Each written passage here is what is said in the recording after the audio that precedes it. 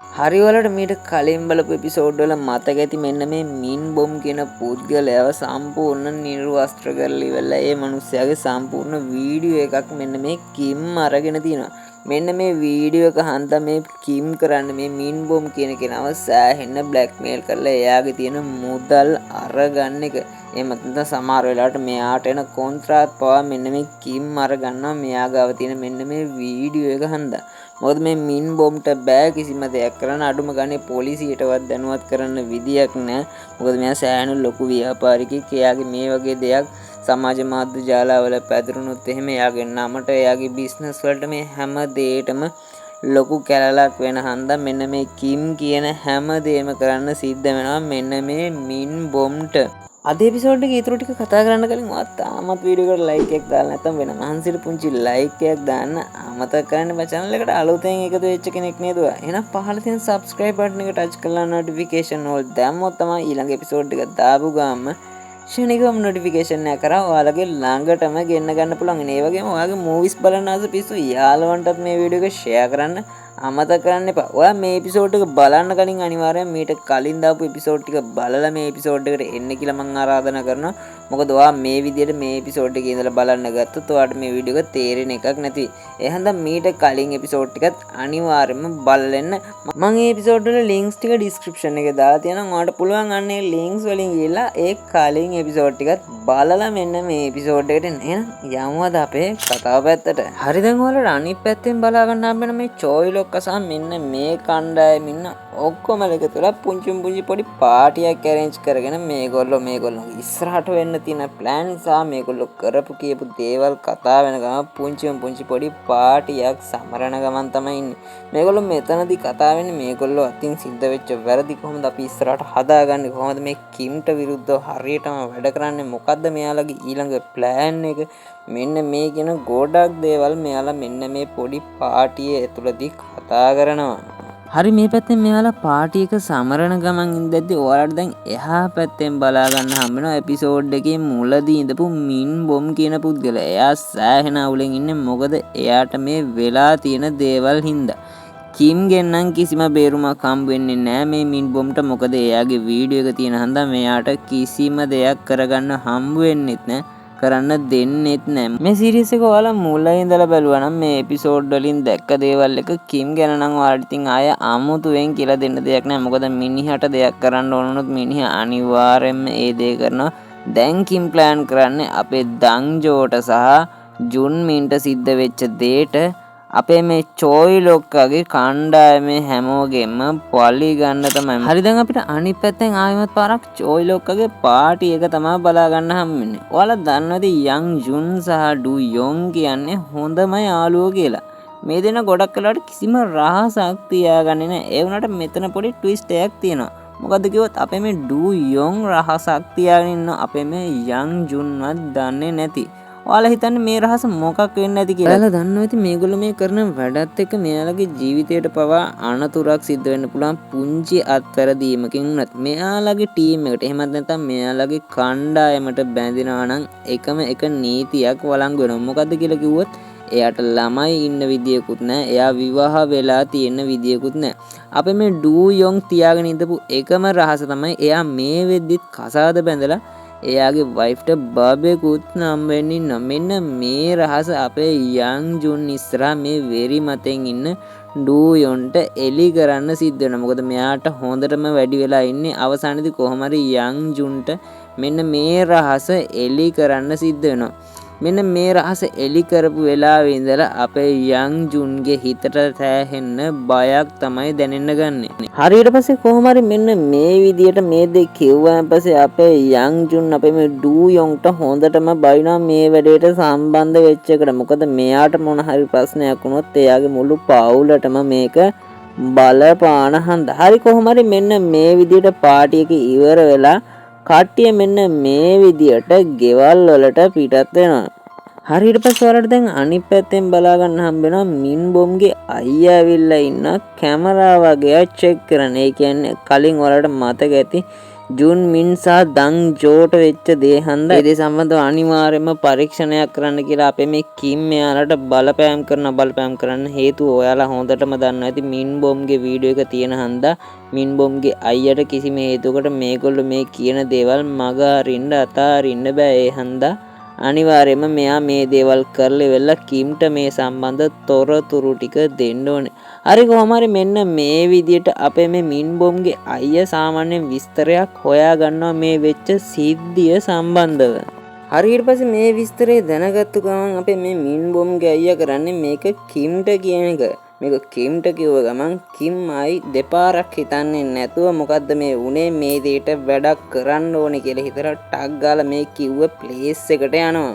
කොහොම හරි මෙන්න මේ විදියට කියපු මෙන්න මේ තැනට අපේ මේ කිම් ගියාට පස්සේ මෙයා සම්පූර්ණ ෆුල් සෝදිසියක් දානවා මෙතන මොනවාද තියෙන්නේ මොනවාද වෙලා තියෙන්නේ කියලා මෙන්න මේ දේවල් සම්බන්ධව. කොහොම හරි මේ විදියට මේගොල්ලෝ මේ තැන පරීක්ෂා කරනකොට මෙයාලා දැනගන්නවා මේතනදි මෙන්න මේ දාංජෝ කියන පුද්ගලයාට සෑහෙන ලොකු වද දීලා තියෙනවා කියලා එයාගෙන් ඇත්ත දැනගන්න.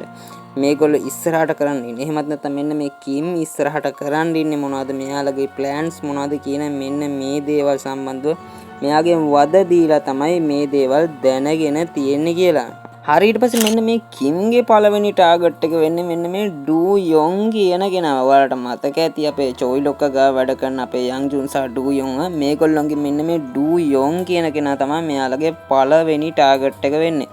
කොහොම හරි මේ විදිහට ඩූ යොන්ගේ විස්තර හොයාගෙන මෙයා ඉන්නේ කොහෙද කියන දේ හොයාගත්තායින් පස්සේ මේගොල්ලොන්ගේ කල්ලිය යනවා මෙන්න මේ ඩූ යොන් ඉන්න තැනට. හරි කොහොම හරි මේ කල්ලිය මිනිස්සු ඩූ යොන් ඉන්න තැනට ගිහිල්ලා වෙලා එයාගේ ගෙදර දොරට තට්ටු කරන. දොරට තට්ටු කරාට පස්සේ ඔයාලට දැන් බලා ගන්න හම්බ වෙනවා මෙතනදී ඩූ යොන් නම් තාම නිදි. ඊට පස්සේ මෙයාගේ මේ බබෙක් හම්බෙන්න ඉන්න වයිෆ් තමයි ඇවිල්ලා මේ දොරට තට්ටු කරන මිනිස්සුන්ගෙන් ඔයාලා කවුද කියලා අහන්නේ. ඊට පස්සේ මේ කල්ලිය මිනිස්සු උත්තර දෙනවා අපේ බාත්රූම් එකේ වතුර කාන්දුවක් සිද්ධ වෙනවා. ඒකට ඔයාලගේ බාත්රූම් එකෙත් මොකක් හරි ප්‍රශ්නයක් ඇති වෙලා තියෙනවා. ඒ හන්ද අපි ඒක බලලා හදලා දෙන්නම්. ඒ හන්ද දොර චුට්ටක් අරින්න කියලා තමයි මෙන්න මේ කල්ලිය මිනිස්සු බොරුවට කියන්නේ. කොහොම හරි මෙන්න මේ විදිහට දොර අරින්න යනකොටම අපේ ඩූ යොන් ඇහැරෙනවා. ඩූ යොන් ඇහැරිලා ඉවෙලා මොකද්ද මේ වෙන්නේ කියන දේ පොඩ්ඩක් බැලුවාන් පස්සේ එයා තේරුම් ගන්නවා මේ විදියට ඇවිල්ලා ඉන්නේ මේ බාස්ලා. එහෙමත් නැත්නම් මේ බාත්රූම් එකේ වතුර ප්‍රශ්නේ හදන්න ආපු බාස්ලා නන් නෙමෙයි මේ කල්ලියේ මිනිස්සු කියලා. කොහොම හරි මේ විදියට ටිකක් වෙලා බලන් ඉඳපු මේ කල්ලියේ මිනිස්සු කරන්නේ මේ ගෙදර ජනේලේ බින්දින එක. මේ විදියට ජනේලේ බින්දලා මේ ආපු පිරිස ඔක්කොම මෙන්න මේ ගේ ඇතුළට කඩාගෙන එනවා. හරි ඒ විදිහට ආවම පස්සේ අපේ මේ ඩූ යොන් නිකන් ඉන්න එයා දන්න සේරම වැඩ කෑලි ටික දාලා මේ ආව හැම මිනිස්සයාම බිම දාන්න තමයි try කරන්නේ. කොහොම හරි මේ විදිහට ටිකක් වෙලා අපේ මේ ඩූ යොන් අල්ලන් ඉජත් එයාට වදින එක පොළු පාරක් හින්දා එයා පොඩ්ඩක් ඩවුන් දානවා. ඒ විදිහට ඩවුන් දාපු ගාම අනිත් පැත්තෙන් ආපු අනිත් මිනිස්සු ටික මෙයාට හොඳටම ගහනවා. මේ විදිහට ගැහුවාන් පස්සේ අපේ ඩූ යොන්ට නම් ඊට පස්සේ නැගිට ගන්න බැරි වෙනවා. කොහොම හරි ටිකක් වෙලා යති මෙතනට කිම් වෙනවා. කිම් ඇවිල්ලා එකම එක ප්‍රශ්නයයි ඩූ යොන්ගෙන් අහන්න. ඔයාලට දැන් බලා ගන්න පුළුවන් මේ ආපු කල්ලියේ මිනිස්සුන්ගෙන් හොඳටම ගුටි කල ලේ පෙරාගෙන මේ ඩූ යොන් ඉන්නවා මෙතන වැටිලා. කිම් ඇවිල්ලා අහන්නේ එකම එක ප්‍රශ්නය. අනිත් පිරිස කොහෙද ඉන්නේ? උන් ඊළඟට කරන්න ඉන්නේ මොනවද කියන මෙන්න මේ දේ ඇහුවාන් පස්සේ මේ දෙයට උත්තරයක් තමයි මේ ඩූ යොන්ගෙන් මේ කිම් බලාපොරොත්තු වෙන්නේ. එවන අපේ මේ ඩූ යොන්ට එයාගේ පිරිසව පාවා දෙන්න බැරි නිසා මෙයා සද්ද නොකර ඉන්නවා. ඒත් කරන්න දෙයක් නැතිකමට එයාගේ දරුවවයි බිරිඳවයි බේර ගන්න තියෙන ඌමනාවට අවසානයේදී කොහොම හරි මේ ඩූ යොන්ට සිද්ධ වෙනවා මෙයාට මේ විස්තර කියන්න. ඒ වුණත් මේ කිම් ඔයාලා හිතන විදිහට මේ දෙන්නව ඉතුරු කරයිද? නෑ. මේ ඩූ යොන් වගේ මෙයාගේ බිරිඳ සහ එයාගේ දරුවව මේ දෙන්නව මෙතනදී මරලා දානවා. කොහොම හරි අනිත් පැත්තෙන් ඔයාලට දැන් බලා ගන්න හම්බ නැති චෝයි ලොක්කයි මේගොල්ලෝගේ කණ්ඩායමේ කට්ටිය එකතු වෙලා දැන් මේගොල්ලෝගේ උදේ කෑම වේල ගන්නවා. හැබැයි මෙයාලා මේ ඩූ යොන්ට වෙච්ච කිසිම දෙයක් මේ වෙනකන් තාම දන්නේ නැහැ. මොකද අද දවසේ වෙච්ච දේ තාම මෙයාලට තොරතුරු කිසිම දෙයක් ඇවිල්ලා නැහැ. කොහොම හරි මේගොල්ලෝ නෝමල් එකේ සාමාන්‍ය විදියට මේගොල්ලෝගේ කෑම වේල ගන්න ගමන් කතා කරනවා මෙයාලගේ ඉස්සරහට මොනවාද කරන්න හිතාගෙන ඉන්න දේවල් මේ දේවල් අපි හිමීට කරගෙන යමු කියන දේවලුත් මේගොල්ලෝ කතා කරන ගමන් ඉඳදී මෙයාලා තාමත් දන්නේ නැහැ කිම් අර පැත්තෙන් වැඩේ පටන් අරගෙන තියෙන්නේ කියලා. මොකද එක එක්කෙනා ටාගට් කරගෙන එයා එක දිගට මේගොල්ලොන්ගේ ටීම් එකේ කට්ටියව මරලා දාන්න තමයි එයා ප්ලෑන් කරන් ඉන්නේ. හරි ඊට පස්සේ කොහොම හරි මේගොල්ලෝ මේ විදිහට කැම වේලා අරගත්තාන් පස්සේ මේගොල්ලොන්ගේ එදිනෙදා වැඩ කටයුතු වලට මේගොල්ලෝ පිටත් වෙලා යනවා. හරි ඊට පස්සේ දැන් අපිට කෙලින්ම බලා ගන්න හම්බෙන්නේ අපේ මෙන්න මේ යන් ජුන්. එහෙමත් නැත්නම් අපේ ඩූ යොන්ගේ හොඳම යාළුවා. කොහොම හරි මෙයා මේ වෙද්දිත් මෙයාගේ රෙස්ටොරන්ට් එකට ඇවිල්ලා තමයි ඉන්නේ. ඔයාලා දන්නවා මේ යන් ජුන් රෙස්ටොරන්ට් එකක් කරනවා තනියම. මෙන්න මේ රෙස්ටොරන්ට් එකට මෙයා දැන් මේ වෙද්දිත් ඇවිල්ලා තමයි ඉන්නේ. කොහොම හරි මෙයා සාමාන්‍ය විදියටම මෙයාගේ ඇඳුමත් ඇඳගෙන ඉවරලා මෙයා මෙයාගේ වැඩ කටයුතු වලට ලෑස්ති වෙන ගමන් තමයි ඉන්නේ. කොහොම හරි මේ යන් ජුන් දන්නේ නැහැ මෙයාගේ සේවකයා. එහෙම නැත්නම් මෙයාගේ යටතේ ගෝලයෙක් ඉන්නවා. එයාව මේ වෙද්දිත් මරලා දාලා තමයි තියෙන්නේ කියලා කොහොම හරි මෙයා මේ විදියට එයාගේ යුනිෆෝම් එකත් ඇඳගෙන ඉවරලා එයාගේ වැඩ කටයුතු වලට ලෑස්ති වෙන්න ගන්නවා. මෙන්න මේ විදියට ලෑස්ති වෙච්ච යන් ජුන් කරන්නේ සුපුරුදු පරිදි වෙනදා වගේම එයාගේ කිචන් එකට යන එක. එයා මේ වෙද්දි දන්නේ නැහැ කලින් සැලසුමක් ඇතුව මේකට කිම් ඇවිල්ලා ඉන්නවා කියලා. මෙයාගේ රෙස්ටොරන්ට් එක ඇතුළට කිම් ඇවිල්ලා ඉන්නවා කියලා. මේ කිම් හදන්නේ මේ යන් ජුන්වත් මෙතනම ඉවරයක් කරලා දාන්න. අපේ මේ කිම් නම් සෑහෙන ලොකු පෙර සූදානමක් ඇතුව ඇවිල්ලා තියෙන්නේ. ආයුධ වගේ මෙයා ඇඳන් ඇවිල්ලා තියෙන ඇඳුම පවා ලේසි පහසු ඇඳුමක් නෙමෙයි ඇඳන් ඇවිල්ලා තියෙන්නේ. කොහොම හරි මෙන්න මේ විදියට කිචන් එක ඇතුළට ගියපු යන් ජුන්ට හිතා ගන්න බැරි වෙනවා. මෙන්න මේ විදියට මෙතනදී කිම්ව දකින්න ලැබුණාට පස්සේ හරි ඊට පස්සේ කිම් කරන්නේ පොඩි වෙලාවක්වත් නාස්ති කරන්නේ නැතුව අපේ මේ යන් ජුන්ට එයත් එක්ක සටනට අභියෝග කරන එක. කොහොම හරි ඔයාලා දන්නවා ඇති මේ යන් ජුන් කියන්නේ ලේසි පහසු ඩයලොග් නෙමෙයි. මෙයාට පිහිය කියන්නේ ඉතින් ආයේ වෙන කිසිම ආයුධයක් ඕන වෙන්නේ නැහැ. ඒ තරම් මෙයා පිහියෙන් ඕන සෙල්ලමක් දාන්න පුළුවන් සුපිරිම වැඩෙක්. මෙයා දැන් මේ විදියට අභියෝග කරාට පස්සේ නිකන් ඉන්න බෑනේ. අභියෝගයක් වෙන්න එපයි. ඒ කිව්ව විදියටම අනිත් පැත්තට මේ යන් ජුනුත් එයාගේ වැඩ කැලි දාන්න පුළුවන් ආයුධ දෙක අතට අරගන්නවා. කොහොම හරි මෙන්න මේ විදියට මෙයාලා දෙන්නගේ සටන මෙතනදී පටන් ගන්නවා. හරි ඒ වගේ මතක් කරන්න ඕනේ තාමත් වීඩියෝ එක ලයික් එකක් දාලා නැහැ නේද මචං? වෙන මහන්සියට පුංචි ලයික් එකක් දාන්නත් අමතක කරන්න එපා. ඒ වගේම ඔයාගේ මේ වගේ ෆිල්ම් බලන්න ආස පිස්සු යාළුවන්ටත් මේ වීඩියෝ එක ෂෙයා කරන්න අමතක කරන්න එපා. අලුතෙන් ආව කෙනෙක් නම් පහළ දින subscribe button එක මතක ඇතුව ඒකත් subscribe කරලා notification all දැම්මොත් තමයි මේකේ ඊළඟ episode එක දාපු ගාම ශනිකවම notification එක කරා ඔයාලගේ ළඟටම ගෙන්න ගන්න පුළුවන් වෙන්නේ. ඔයාලා WhatsApp group එක, WhatsApp channel එක, Facebook page එක, TikTok එක follow කරලා like කරලා නැත්නම් අනිවාර්යයෙන්ම ගිහිල්ලා follow කරලා like කරලා ඒකටත් පුංචි sub එකක් දෙන්න කියලා අපි කතාවේ ඊටු ටික කතා කරමු. ඔයාලටම මුලදී කිව්වා මේ කිම් ඇවිල්ලා ඉන්නේ සෑහෙන ලොකු සූදානමක් එක්ක කියලා මේ යන් ජුන් එක සටන. මොකද මේ යන් ජුන් කියන්නේ සෑහෙන ලොකු දක්ෂ සටන්කරුවෙක්. ඒ හන්දා මෙයත් එක්ක සෑහෙන ලොකු සූදානමක් එක්ක ආවොත් විතරයි එයත් එක්ක ෆයිට් කරන එකෙන් එයාව පරාද කරන්න පුළුවන් වෙන්නේ. මේ කින් ඇඳන් ඉන්න ඇඳුමෙන් පවා එයාට කිසිම හානියක් සිද්ධ කරන්න බෑ. මොකද මේ ඇඳුමට පිහියකින්වත් හානියක් කරන්න බෑ. ඒ තරම් ලොකු සූදානමකින් තමයි මෙන්න මේ කිම් ඇවිල්ලා ඉන්නේ මේ යන් ජුන් එක සටනට. කොහොම හරි අවසානයේදී සෑහෙන ලොකු වෙලාවක් සටන් කළා. සෑහෙන ලොකු සටනකින් අවසානයේ මේ අපේ මේ යන් ජුන්ට කිම් අතින් පරාද වෙන්න සිද්ධ වෙනවා. එහෙමත් නැත්නම් මේ කිම් මේ යන් ජුන්ව මෙතනම මරලා දානවා. හරි ඊට පස්සේ ඔයාලට අනිත් පැත්තෙන් බලා ගන්න හම්බුනා වාහන පොලිමක්ම ඇවිල්ලා අපේ චෝයි ලොක්කගේ ගේ ගාව නවත්තනවා.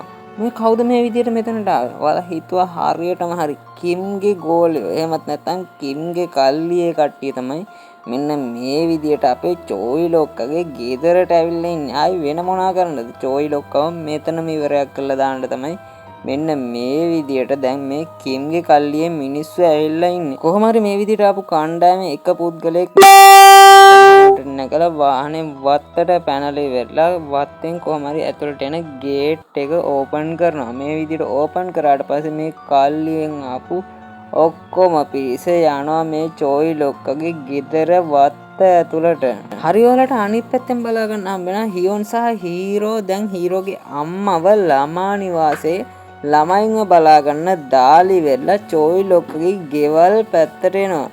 මේ වෙද්දි කොහොම හරි අපේ මේ ගේ ඇතුළට පැනපු අර කල්ලිය පුද්ගලයා කොහොම හරි ගේට් එක ඇල්ලි වෙලා කල්ලියේ මිනිස්සුන්ව ඇතුළට අරගන්නවා.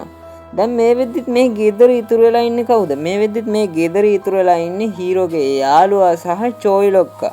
හීරෝගේ යාළුවත් මෙතන ඉතුරු වෙන්නේ නෑ. කලින් දවසේ රෑ මේගොල්ලෝ ගත්ත පාටියේ අපේ හීරෝගේ යාළුවාට අවසානයේදී හොඳටම වැඩි වුණා. ඒ හන්ද තමයි හීරෝ සහ හියෝන් මේ අපේ හීරෝගේ යාළුවව දාලා ඒ දෙන්න විතරක් මේ ගමන පිටත් වෙන්න තීරණය කළා තියෙන. කොහොම හරි මේ අතරතුරේ අපේ මේ හීරෝගේ යාළුවා කන ගමන් ඉඳද්දි හීරෝගේ යාළුවා දකිනවා මේ කල්ලියේ මිනිස්සු සම්පූර්ණ ගේ වට කරලා ඉන්නවා කියලා.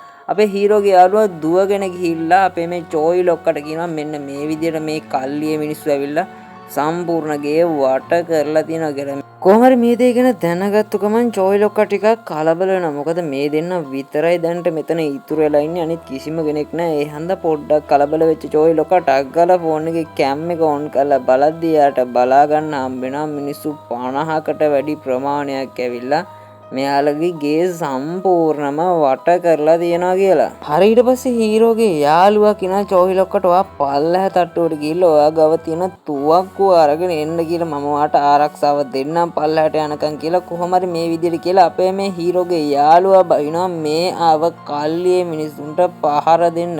කොහොම හරි සම්පූර්ණ කල්ලියේ මිනිස්සු භාගයට භාගයක්ම ඇවිල්ලා අපේ මේ හීරෝගේ යාළුවාව වට කරගන්නවා. කොහොම හරි අපේ මේ හීරෝගේ යාළුවත් වැඩේ අතාරින්න එන මිනිස්සු ඔක්කොම හොඳටම නෙලනවා. කොහොම හරි මේ විදියට ෆයිට් එක යන අතරතුරේදී මෙතනට එකපාරටම නොහිතපු විදියට ආපු බොම අපේ හීරෝගේ යාළුවාට ගහන පාරකින් පොඩ්ඩක් අපේ හීරෝගේ යාළුවා ඩවුන් දානවා.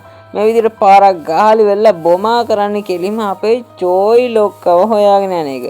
චෝයි ලොක්කා මොකටද හොයාගෙන යන්නේ කියලා කිව්වොත් මෙයාගේ ලොක්කා වෙච්ච කිම් මෙයාට කිව්වේ කෙලිම මෙන්න මේ චෝයි ලොක්කව මෙතනම ඉවරයක් කරලා දාලා එන්න කියලා. කොහොම හරි මේ විදිහට ෆයිට් එක යන අතරතුරේදී කොහොම හරි මේ බොමාගේ පාරෙන් පස්සේ තවත් එක ෆයිට් කෙනෙක් ඇවිල්ලා අපේ මේ හීරෝගේ යාළුවාට ඇටැක් කරන්න ගන්නවා. අපේ මේ හීරෝගේ යාළුවත් කොච්චර ගුටි කෑවත් ගේවනම් අතාරින්නේ නැහැ. එයාට ගැහුවොත් එයත් අනිවාර්යයෙන්ම පෙරලා පාරක් අනිවාර්යයෙන්ම ගන්නවා. කොහොම හරි කොච්චර අමාරු වුණත් අපේ මේ හීරෝගේ යාළුවා මේ මැච් එක හොඳට අල්ලගෙන ඉන්නවා. කොහොම හරි අනිත් පැත්තෙන් අපේ චෝයි ලොක්කා එයාගේ තුවක්කුව අරගෙන මේ එන කල්ලියේ මිනිස්සුන්ට ඇටැක් කරන ගමන් තමයි මේ වෙද්දිත් ඉන්නේ. කොහොම හරි ටීකෙන් ටික අපි මේ බොමා චුට්ට මේ චෝයි ලොක්කා ළඟට ලං වෙනවා. මොකද එයාගේ ටාගට් එක වෙලා තියෙන්නේ මෙන්න මේ චෝයි ලොක්කාව කොහොම හරි මරලා දාන එක. කොහොම හරි ටික මේ විදිහට මිනිස්සු මෙතනදී ලං වෙද්දී අනිත් පැත්තෙන් අපේ හීරෝ සහ අර කල්ලි ආව ෆයිටත් එතනදී හොඳටම ෆයිට් කරනවා. කොහොම හරි මේ ෆයිට් එක දිගින් දිගටම ගිහිල්ලා අවසානයේදී කොහොම හරි මේ ආපු ෆයිට් අපේ හීරෝගේ යාළුවාව බිම දානවා. කොහොම හරි මේ විදිහට බිම දාලා ඉඳද්දී අපේ හීරෝගේ යාළුවටත් දැන් සෑහෙන අමාරුයි. කොහොම හරි මේ ෆයිට් ගහන පාරක් හන්දා අපේ හීරෝගේ යාළුවාට මෙතනදී පොඩ්ඩක් අමාරු වෙනවා. කොහොම හරි මේ විදිහට අමාරු වෙලා ඉන්න හීරෝගේ යාළුවාව හොඳ ගැටයක් දාලා ඉවරලා තද කරලා අල්ලගත්ත මේ ආපු ෆයිට් අවසානයේදී එයා ගෙනලා තිබ්බ පිහිය අරගෙන මේ හීරෝගේ යාළුවාට ආනිනවා. ඔයාලා හිතන විදිහට හීරෝගේ යාළුවා මෙතනදී මැරෙයිද? හරි කොහොම හරි අනිත් පැත්තෙන් අපිට බලා ගන්න හම්බ වෙනවා අපි මේ බොමා ඊට පස්සේ චෝයි ලොක්කා ළඟට යනවා. චෝයි ලොක්කා ළඟට ගිහිල්ලා මෙයා මොකද්ද මේ කරන්න හදන්නේ? කලින් සැරේ වගේම මෙයාට මොකක් හරි අනතුරක් කරයිද? ඔව් ඔයාලා හිතුවා හරියටම හරි. ඔයාලට මතක ඇති මේ චෝයි ලොක්කාගේ ඉනෙන් පහළ පණ නැති වෙන්න හේතුවත් මෙන්න මේ බොමාම තමයි. කලින් සැරේ උස්සලා පල්ලහ තට්ටුවකට විසික් කරලා දාපු හන්ද තමයි මේ විදියට ඉනෙන් පල්ලහ පණ නැති උනේ. කලින් සැරේ වගේම මෙන්න මේ සැරේදීත් අපේ මේ බොමා කරන්නේ චෝයි ලොක්කාව උස්සලා ඉවරලා එයාගේ කොන්ද අනිත් පැත්තට නමන එක. හරි ඊට පස්සේ ටිකක් වෙලා යති මෙතනට මේ බොම්ලගේ ලොක්කා වෙච්ච කිමුත් එනවා. ගොඩක්ම හේතු උනේ මේ චෝයි ලොක්කට මේ වගේ දෙයක් කරන්න අපේ මේ කිම්ගේ මූණේ තියෙන කැලල. ඔයාලට මතක ඇති කලින් එපිසෝඩ් එකක අපේ මේ කිම්ගේ මූණේ කැලලක් ඇති වුණා මේ චෝයි ලොක්කගේ පිහිය හන්දා. මෙන්න මේ චෝයිව මරන්න තියෙන ලොකුම හේතුව මෙන්න මේ කිම්ට මෙන්න මේ මූණේ තියෙන කැලල. මේ මූණේ තියෙන කැලල විදියටම මේ චෝයි ලොක්කගේ මූණෙත් මේ විදියටම පිහියකින් මේ කැලල ඇති කරලා ඉවරලා මෙයාව මෙතනදිම මරලා දානවා. ඒ විදිහට මරලා ඉවරලා මේගොල්ලෝ මේ ගෙදරටත් ගිනි තියලා මෙතනින් යන්න යනවා. කොහොම හරි ටිකක් වෙලා යද්දි හීරෝ සහ හියෝන් මෙතනට එනකොට මේ ගී ගිනි ගන්නවා දැකලා මේගොල්ලෝ හොඳටම බය වෙනවා. හොඳටම බයලා වෙලා මේගොල්ලෝ ගේ ඇතුළට එද්දිත් චෝයි ලොක්කා මෙතන මැරිලා ඉන්නවා. මෙයාලට බලා ගන්න හම්බ වෙනවා. කොහොම හරි අපේ මේ හීරෝගේ යාළුවාගේ පණ පොඩ්ඩක් තිබ්බහන්දා මේගොල්ලෝ කරන්නේ ටග් ගාලා මෙයාව හොස්පිටල් එකකට අරගෙන යන එක. ඔයාලා හිතන විදිහට හීරෝගේ යාළුවාට මොකක් සිද්ධ වෙයිද? මෙයා මෙතනින්ම මැරිලා යයිද? හරි අපි ඒ ගැන කතා කරමු ඊළඟ එපිසෝඩ් එක. ඔයාලා අනිවාර්යයෙන්ම ඊළඟ එපිසෝඩ් එක බැලුවොත් තමයි ඔයාලට ඒ ගැන දැනගන්න හම්බෙන්නේ. එහෙනම් අදට මේ වීඩියෝ එක මම මෙතනින් ඉවර කරනවා. ඔයාලා හැමෝටම සුබ දවසක්. සතුටින් පරිස්සමෙන් ඉන්න. බයි.